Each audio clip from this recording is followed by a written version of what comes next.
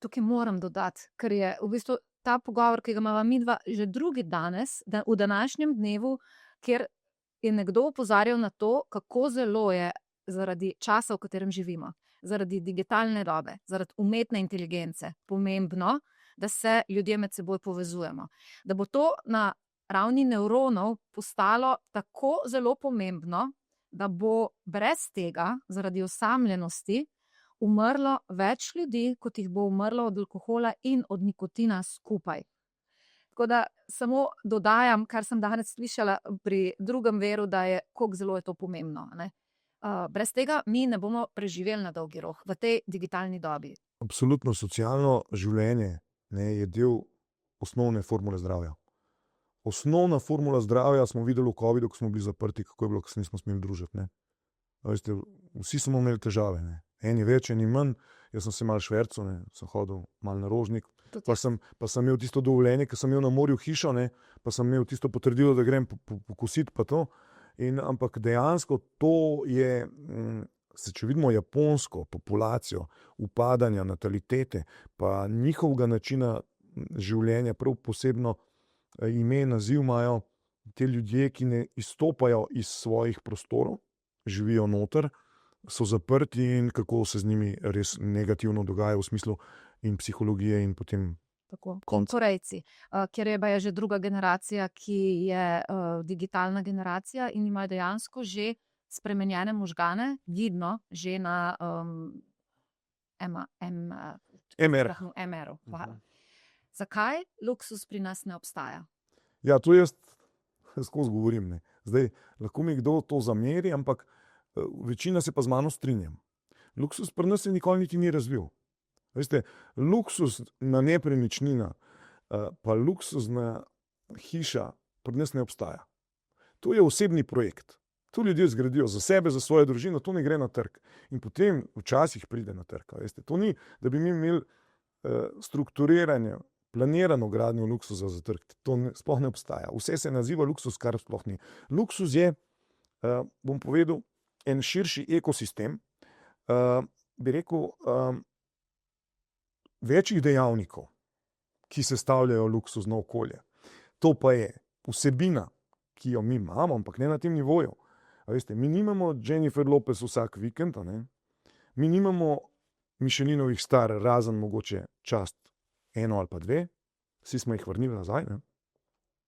Nimamo, bi rekel, teh luksuznih dobrin, ki jih zahtevajo, pa jih bom imenoval razni Louis Vuittoni, Hermès in to. A veste, nimamo mogoče niti health, spa in beauty razvit, ki je longevity, zdaj filozofija življenja, a ne, bogatašev, kako živeti zdravo pa na daljši rok. Nimamo niti bazenov, nimamo niti spajev, nimamo savn. Ne jih imamo, ampak ne na tem nivoju, pa ne na način klubov. A veste, ekskluzivni klub, ne, tudi biznis klub, ne. Tako da bi rekel, da to sestavlja potrebo za življenje bogataša. In potem, seveda, če pa to imamo, potem pa on zahteva kvadraturo, lokacijo, ergonomijo tega prostora, tako, in on zahteva potem, a veste, stvari, ki jih pa mi ne nudimo na našem trgu, niti bi rekel, veste, ne more biti luksuzna hiša na 800 kvadratnih metrov. Ne gre, kvadratnih metrov parcele. A veste, ne more biti luksuzna hiša 200 kvadratnih metrov. Ne gre. Kaj pa potem mi imamo? Vse to, kar mi danes dojemamo kot luksuzno lokacijo, luksuzno stanovanje v centru Ljubljane, kaj pa potem to je? Jaz sem delal primerjav luksuza svetovnega. Na svetovni sceni z našim, ne. Kaj mi imamo? Mi imamo pa veliko drugih stvari boljših kot oni, ki imajo luksus. To pa tudi lahko povemo, ne. Mi imamo seveda 80-90% gozda na našem teritoriju. Naša lokacija Slovenije, če zapičeš šestilo v Evropo, mi smo na sami sredini, a ne. Evrope okrožiš okrog in okrog, mi smo sredina Evrope, ne. Tako, kaj še imamo? Mi imamo pitno vodo iz pipe, a ne. Saj vem, da je to mogoče neka floskula, pa že malo zlajnana, ampak mi imamo dober zrak, relativno, ne samo v mestih, ampak po vaseh, po nekih okoljih, ki bi rekel, kmetijskem delu, a veste, naših gorah, Kranjska gora, morje, a veste, ne glejmo zdaj onesnaženost Ljubljane. Okej, ampak če pogledamo širše, a ne, mi imamo sigurno kakšne anomalije s kakšnimi odpadki, ampak generalno, a veste, naše življenje je tukaj mirno. To je to bistvena razlika. Jaz bi rekel, da luksuz je tudi mir. Vse si ga konec koncev bogataši kupujejo. Vse Beverly Hills je na hribu, vse ni v centru mesta. A veste, luksuz je dodana vrednost na stanovanju, ki bi zdaj rekel zdravega bivanja. Tle bi se mogoče dotaknil pa zdaj ene zelo pomembne stvari, ki je na našem trgu nepremičniškem še rahlo neznana, pa se bom navezal na to zdravo hišo.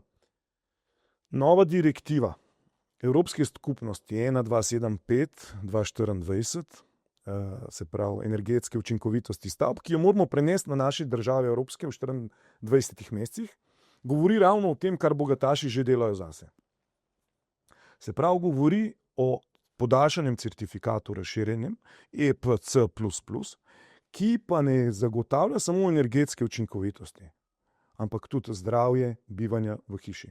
Kakšno je bivanje v hiši? To pa pomeni letni ogljični odtis, potem pa pomeni PM-delci, 2,5 vsebnost PM-delcev v prostoru, osvetlitev dnevne svetlobe, število svetlih ur v prostoru.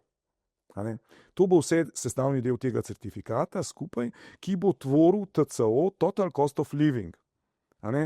In noben se ne ukvarja s tem, niti investitorji, niti nepremičninske agencije, nihče.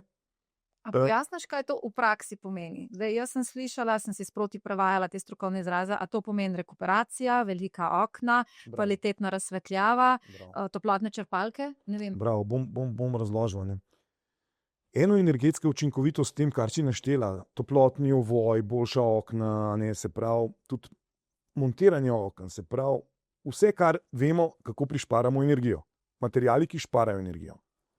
Ampak, nismo pa imeli do zdaj merjenje PM-delcev v prostoru, koliko čist zrak imamo.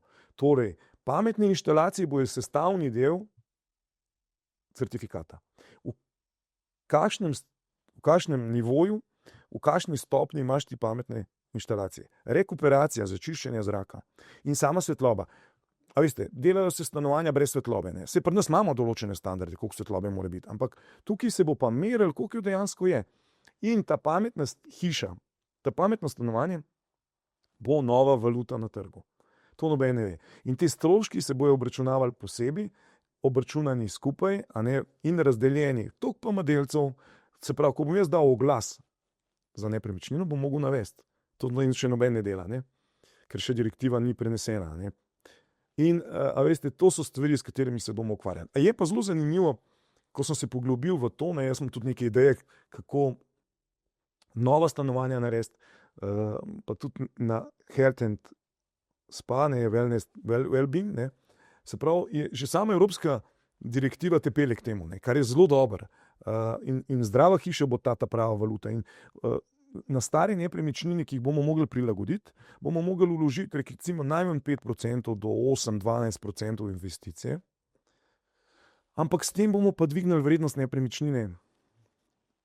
V bodoče. Tudi za 20%, tudi 15% se bo dvignila najemnina. In v bistvu bo hiša dobila en value, drugačen value. Tako da to nas še vse čaka.